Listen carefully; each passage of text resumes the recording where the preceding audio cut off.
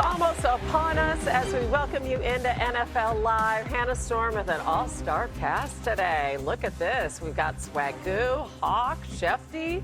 I love it. Yeah, hey Swagoo, I see you. I feel like I'm in 3D right now. I feel like I need to back up a little bit. I know you are. It is a very plain background, especially compared to Hawk, and of course the Schefter library that we've come to know and love. All right, Yes. Let's jump right in. We're 9 days away from the draft. The Kansas City Chiefs hold pick number 9. And head coach Andy Reid was asked about his team's draft recently at the league's annual meetings. It's a position you don't want to be in, but we're there. And so Brett Veach does a great job of working at his job. I know he's fired up about it. I've heard all the stories about the draft being this and that. There are going to be some good players in those spots, and we welcome good players onto the team. Well, the number 9 pick has been a good one to a lot of teams over the years. Recents include Roma Dunze, Jalen Carter, Defensive Player of the Year Pat Surtain, Hall of Famers including Brian Urlacher, and Luke Kuechly, new Hall of Famer. He was just inducted this year. So, Shefty, the last time the Chiefs had a top 10 pick, they took a kid named Patrick Mahomes, 10th overall back in 2017. It worked out pretty well. What are you hearing about their plans for this year? Well, Hannah, 9 days out of the draft with number 9 in their selection on their arsenal. They also have the 29th pick. So there's a lot of 9s there. There's a lot of history there, a lot of favorable history for the Chiefs. And this is a team that has a lot of needs to address because during the offseason, they traded Trent McDuffie to the Los Angeles Rams for the 29th overall pick. They lost their other starting cornerback, Jalen Watson, to the Rams also. So there are holes in the cornerback position.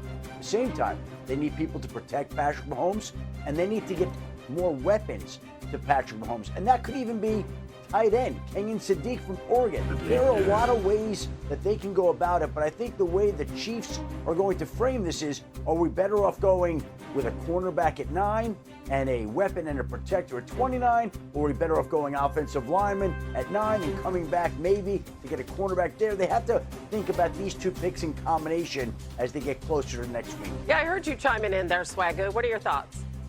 Yeah, cornerback seems like the glaring issue for me, but the Chiefs have always, Brett Veach has done a phenomenal job with flexibility, even when they were consistently picking late in drafts, finding the right fit and guys that could come in and produce. Literally, the strength of the Kansas City Chiefs for a while was that their draft picks were big parts of their championship runs, playing major roles as rookies or even younger guys, second, third year guys. So I could see them going McCoy. I could see them going Mansour Delane out of LSU. You know, I would love that to have him in Kansas City playing at a very high level. But Shefty made an interesting point with Sadiq out of Oregon because we know that Travis Kelce is in the twilight. And is it a rapport that Patrick Mahomes is going to want to build with a young, athletic tight end that put on that performance at the combine? I'm sure it'll be hard for Andy Reid and that offensive-minded staff now with Eric Bieniemy back to pass up a weapon, but to protect him as well. So the Chiefs are in prime spot, and Shefty made a great point about them picking 29th as well. But ultimately, I think they are going to have to go defense with the moves that they made this offseason, getting rid of both of their corners. I love that, Marcus. I think you're spot on. I would love them to get a cornerback. I love them to get somebody on the end that can take pressure off of Jones inside and have a partner in crime for Karl Loftus. But honestly, the Achilles heel of the Chiefs for years now has been the wide receiver position. And I know they addressed it somewhat with Xavier Worthy, but everyone knows Xavier Worthy is more of a piece. When I look at Carnell Tate, and I know there's a lot of conversation about his 40 time and how he did at the combine, and the only reason it's so surprising is because on tape, you don't see that. You see a guy that went to the line of scrimmage. You see a guy that separates at every level, including on the deep ball. So this is an opportunity that there's a real chance that Carnell Tate could be there at 9. And if I'm the Kansas City Chiefs, it's going to be hard for me to pass up a technician like Carnell Tate, especially when we've seen the success that Ohio State receivers under Brian Hartline have had in the National Football League over the last half decade. Yeah, I mean, that's awfully tempting considering that their leading receiver again this season was Travis Kelce For the fourth year in a row. All right, let's go to the Eagles, who have updated their receiver room this offseason, from Friday's trade for Dontavian Wicks to Hollywood Brown, obviously former Chief Elijah Moore, close friend and college teammate of A.J. Brown. And this is new on NFL Live. Eagles GM Howie Roseman was asked if these moves have any effect on Brown potentially being traded. What do you think the odds are that I'm answering this question any different than I answered anywhere else? Like, really? Like, do you think that's like 50%? Do you think that's 75%? No. A.J. Brown's an Eagle. You got to ask the question. Come on. People are just out there doing their jobs.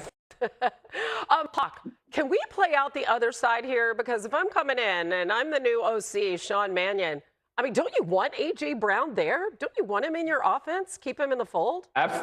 Absolutely. Like, what are we talking about? Now, I understand there's a lot of conversation around A.J. Brown, the interpersonal relationships and the ups and downs that we write about ad nauseum, it feels like, for the last few seasons.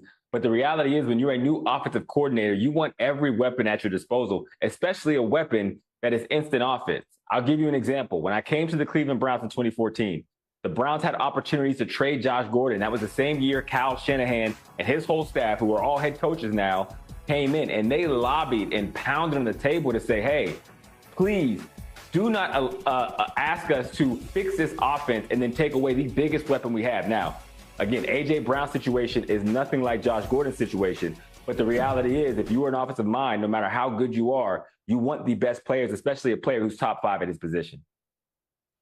Hawk, I would agree with you if they did not have Devontae Smith. And I truly believe this in my heart of hearts. We know that A.J. Brown is one of the premier wide receivers in the league. But I think this relationship and how tumultuous it looked last year, especially between him and Sirianni at times having blowups on the sideline, between A.J. and Jaylen not being on the same page.